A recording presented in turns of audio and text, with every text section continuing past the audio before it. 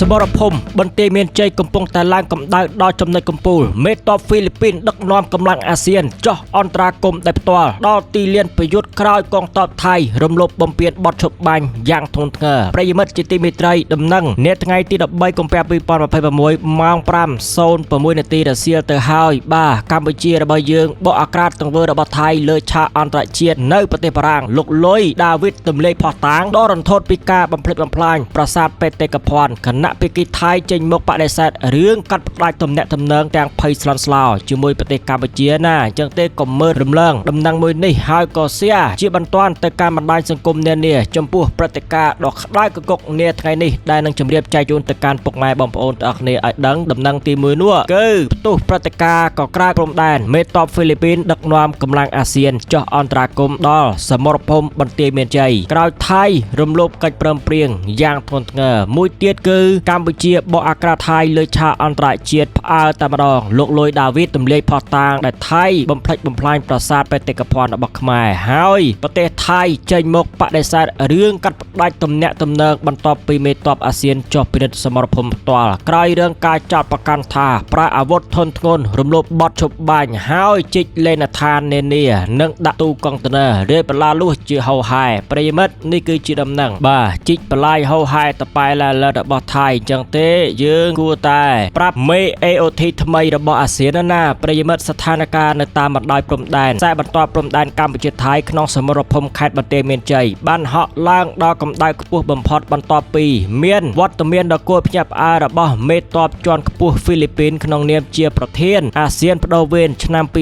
2026បានដឹកនាំប្រតិភូយោធាតំបន់ចុះមកដល់សមរភូមិផ្ទាល់បេសកកម្មអន្តរាគមន៍ដ៏មានសារៈសំខាន់នេះកើតឡើងចំពេលដែលកងទ័ពសៀមបាទនេះបានព្យាយាមរំកិលកម្លាំងឈ្លានពានចូលទឹកដីកម្ពុជាដែលជាការរំលោភបំពានយ៉ាងធ្ងន់ធ្ងរលើអធិបតេយ្យភាពជាតិនិងបូរណភាពទឹកដីក្នុងនាមជាអាជ្ញាកណ្ដាលតំបន់យោធាហ្វីលីពីនបានប្រើប្រាស់យន្តការការទូតយោធាដ៏មុតស្រួចដើម្បីត្រួតពិនិត្យរាល់ការអនុវត្តបទឈប់បាញ់និងតាមដានរាល់សកម្មភាពបំពានកិច្ចព្រមព្រៀងដែលវាគឺជាសារព្រមានដ៏មានឥទ្ធិពលទៅកាន់ភាគីថៃឲ្យគោរពតាមច្បាប់អន្តរជាតិស្របពេលដែលស្ថានភាពនៅសមរភូមិកំពុងតែតានតឹងកម្ពុជាបានបើកយុទ្ធនាការបកអាក្រាតទង្វើឈ្លានពានរបស់ថៃនៅលើឆាកអន្តរជាតិយ៉ាងចាស់ដៃនៅក្នុងកិច្ចប្រជុំគណៈកម្មការនយោបាយនៃអង្គការប្រទេសនិយាយភាសាបារាំងយើងហៅកាត់ថា OIF លើកទី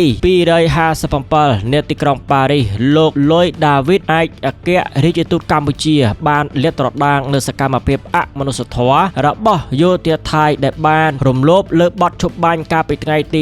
27ខែធ្នូ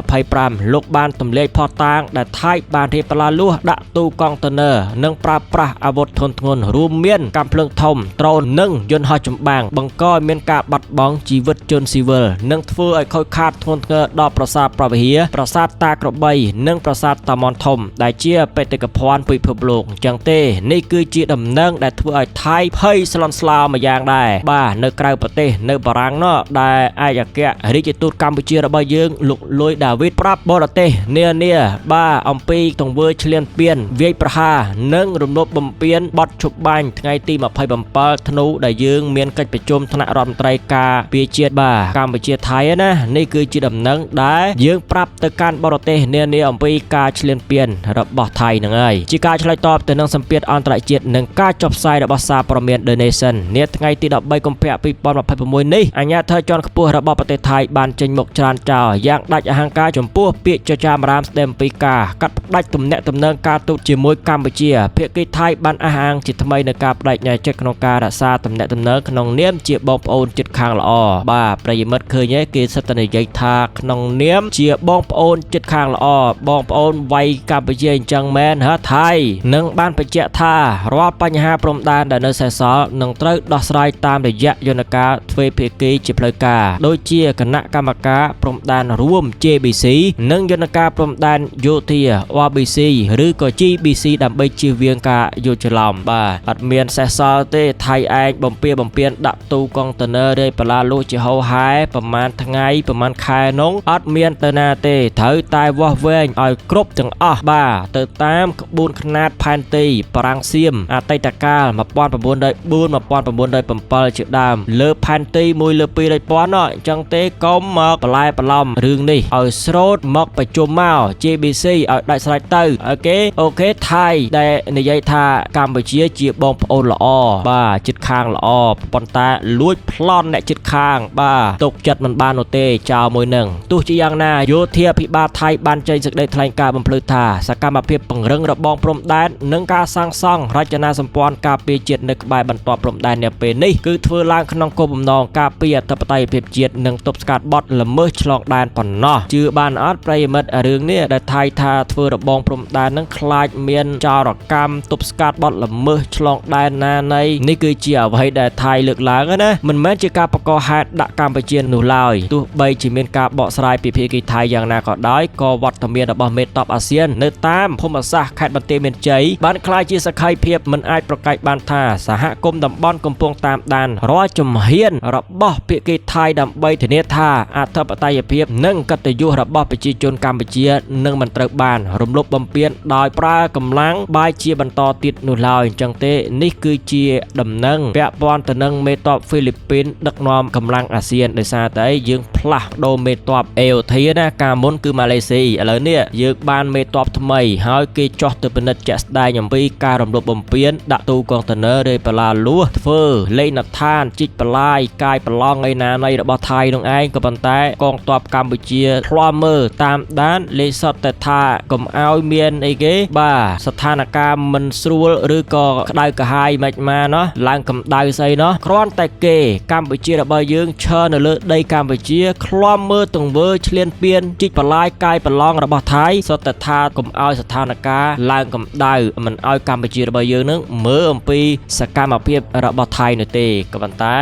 យើងមើលទៅឆ្លំមើលទៅបាទថាតើថៃធ្វើអីនោះចឹងតែនេះគឺជាដំណឹងពាក់ព័ន្ធទៅនឹង AOT បាទចោះទៅពិនិត្យព្រំដែនជាក់ស្ដែងអំពីទង្វើឈ្លានពានរបស់ខាងថៃណាហើយថ្ងៃនេះក៏មានដំណឹងមួយផ្នែកទៀតផងដែរដែលអាណូទីនឆានរៈគុលបាទបង្កើតបានសម្ព័ន្ធភាពដោយគណៈបកភឿថៃចោះចូលជាមួយខាងអាណូទីននៅក្នុងការបង្កើតសម្ព័ន្ធរដ្ឋាភិបាលថ្មីមួយដឹកនាំដោយគណៈបកភូមិใจថៃនេះគឺជាដំណឹងដែលទើបតែចេញផ្សាយ breaking news ពីកាសែតខៅសតជាភាសាអង់គ្លេសណាដែលគេដាក់អំពី breaking news នេះតោះទៅស្ដាប់ទាំងអស់គ្នាតើការបង្កើតសម្ព័ន្ធភាពបង្កើតរដ្ឋាភិបាលចម្រុះថ្មីរបស់អាណូទីនជាមួយបកភឿថៃនិយាយអីខ្លះនៅក្នុងរបបនយោបាយថ្មីនៅថៃណាភឿថៃប្រកាសចងសម្ព័ន្ធភាពជាមួយភូមិใจថៃបើកផ្លូវឲ្យលោកអាណូទីនឡើងកាន់តំណែងជានាយករដ្ឋមន្ត្រីនេះគឺជាដំណឹងក៏ក្រៅទីក្រុងបាងកកតែម្ដងភឿថៃយល់ព្រមថយមួយជំហានបាទងាកមកគាំទ្រគណៈបកភូមិใจ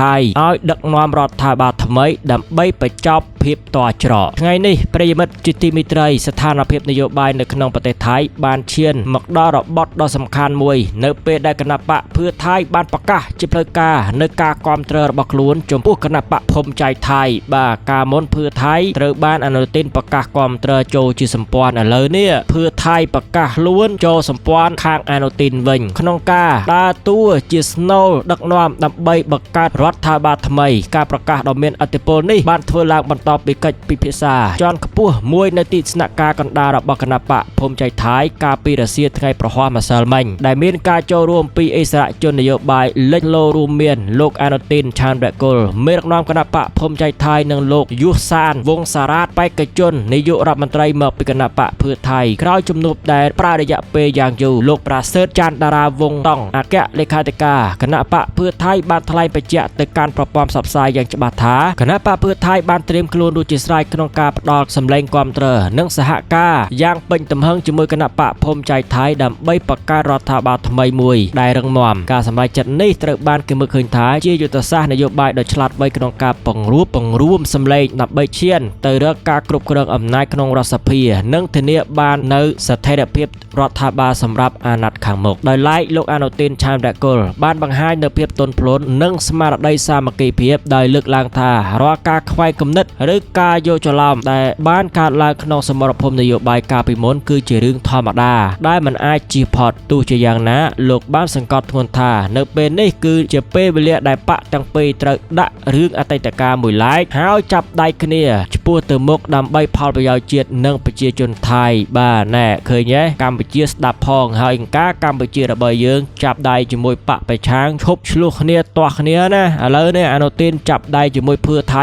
ហើយនិយាយអញ្ចឹងដើម្បីផលប្រយោជន៍ជាតិសម្ព័ន្ធភាពថ្មីរវាងយៈនយោបាយទាំងពីរនេះកំពុងคล้ายជាទីចំណាប់អារម្មណ៍យ៉ាងខ្លាំងពីសំណាក់អ្នកវិភាគថាតើវានឹងជាអតិពលយ៉ាងណាដល់តុល្យភាពអំណាចនិងទំនាក់ទំនងការទូតជាមួយប្រទេសជិតខាងក្នុងតំបន់នេះគឺជាដំណឹងដែលភឿថៃចូលសម្ព័ន្ធភាពជាមួយភូមិใจថៃរបស់អាណូទីនបង្កើតរដ្ឋាភិបាលថ្មីណាបាទអញ្ចឹងទេនយោបាយគ្មានសត្រូវអចិន្ត្រៃយ៍គ្មានសត្រូវនោះទេក៏ប៉ុន្តែឲ្យកម្ពុជារបស់យើងការធ្វើដូចគេឈប់ទាស់គ្នាឆ្លោះគ្នារួបរวมគ្នាមកបាទកសាងប្រទេសកម្ពុជាឲ្យរុងរឿងរីកចម្រើនទៅឆ្លោះតែគ្នាឯងភឿថៃនិងភូមិใจថៃចាប់ដៃគ្នាបង្កើតរដ្ឋាភិបាលហើយមានសត្រូវស្អីទេបាទដើម្បីតែផលប្រយោជន៍អាហ្នឹងណាគណៈលោកអាណូទីនបញ្ជាក់ថារឿងយកច្រឡំពីមុនត្រូវដាក់ដោយមួយឡែកនេះគឺជាដំណឹងចប់ហើយ